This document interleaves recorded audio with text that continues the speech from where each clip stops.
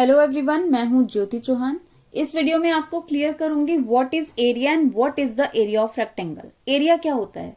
Area of a close plane figure is the measurement of the region और surface and close by its boundary.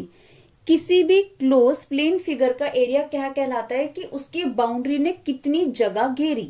जैसे मैं आपको सबसे पहले क्लियर करती हूँ इससे एरिया ऑफ रेक्टेंगल। देखिए, रेक्टेंगल आपको पता है, रेक्टेंगल एक ऐसी फिगर होती है जिसकी अपोजिट साइड्स एक दूसरे के इक्वल होती है। जो आपकी बिगर साइड होती है दैट इज कॉल्ड लेंथ, और जो आपकी छोटी साइड होती है दैट इज कॉल्ड ब्रेथ।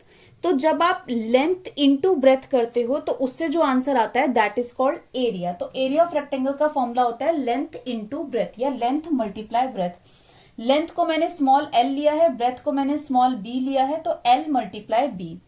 तो अगर आप इन दोनों को मल्टीप्लाई करते हैं तो इससे क्या होता है, इसने कितना एरिया कवर किया, ये पूरा जो एरिया कवर किया that is the area of rectangle. तो ये आपको कैसे मिलेगा? जब आप इन दोनों को मल्टीप्लाई करेंगे। ठीक है, अब देखिए एरिया में आपको एक बहुत इंपॉर्टेंट बात है, आपको याद हमेशा रखनी है। आपको लेंथ जिस भी यूनिट में दी जाए, लेंथ और ब्रेथ जिस भी यूनिट में दी जाए, तो जो भी आप एरिया का आंसर निकालेंगे उसमें आप यूनिट के ऊपर स्क्वायर लगाएंगे। जैसे एग्जांपल से क्लियर करती हूँ, अगर मैं इसी फिगर में लेंथ ले लेती हूँ 4 मीटर एंड ब्रेथ ले लेती हूँ 2 मीटर, तो हमें अगर एरिया फाइंड आउट करना है तो एरिया ऑफ रेक्टेंगल क्या फॉर्मूला क्या है हमारा? L multiply B.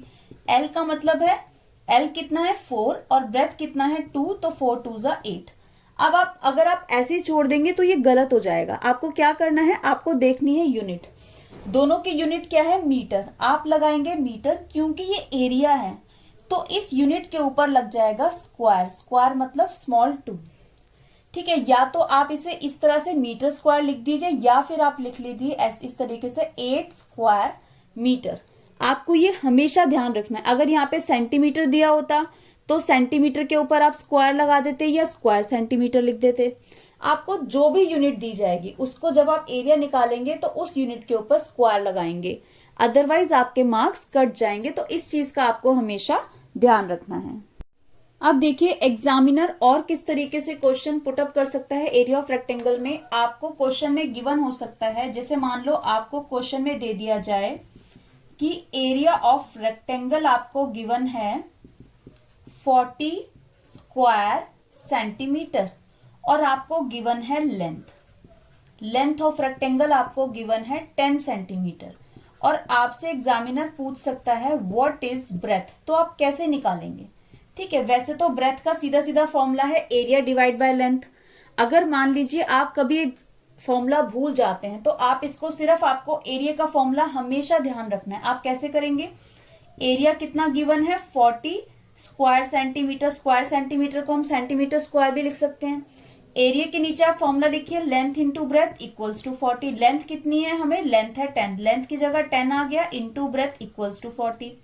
अब मैंने, अगर आपने मेरी पार्ट 1 पार्ट 2 पार्ट 3 जो मैंने इससे पहले बनाई है वीडियोस, अगर आपको वो क्लियर हैं, आपने वो देखी हैं, तो आपको क्लियर होगा कि हमें नेक्स्ट स्टेप में क्या करना है। जो भी हमें निकालना होता है, जिसकी वैल्यू निकालनी होती है, वो हम लेफ्ट हैंड साइड रखते हैं। तो यहाँ पर ब्रेथ हमारी रहेगी left hand side, equals to 40 हमारा वही रहा। 10 जो है वो आपका नंबर है, उसको हम राइट हैंड साइड लेके जाएंगे क्योंकि वो नंबर मल्टीप्लाई में है, तो आपका राइट हैंड साइड जाएगा तो वो हो जाएगा डिवाइड।